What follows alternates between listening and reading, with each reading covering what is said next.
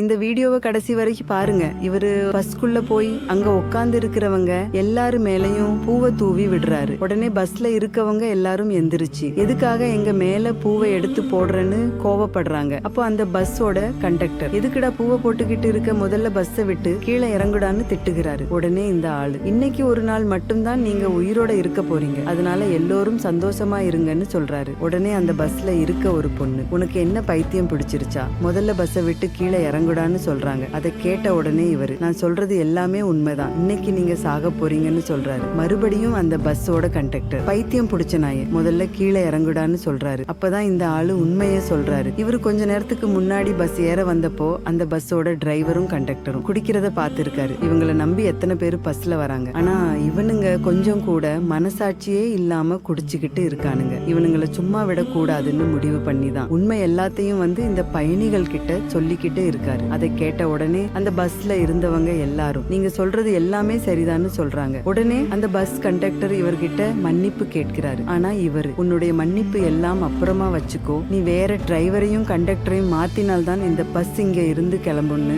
சொல்லி மாத்த சொல்றாரு. அதுக்கு கண்டக்டரும் ஓகே சொல்றாரு. இந்த நபர் பயணிகளை காப்பாற்றுவதற்காக செஞ்ச அற்புதமான செயல் உங்களுக்கு பிடிச்சிருந்தா இந்த வீடியோவுக்கு ஒரு லைக் போட்டு கமெண்ட்ல சூப்பர்னு கமெண்ட் பண்ணுங்க. மது அருந்திவிட்டு வாகனம் ஓட்டுவது தப்புன்னு நினைக்கிறவங்க இந்த வீடியோவுக்கு ஒரு லைக் போட்டு கமெண்ட்ல எஸ்ன்னு கமெண்ட் பண்ணுங்க.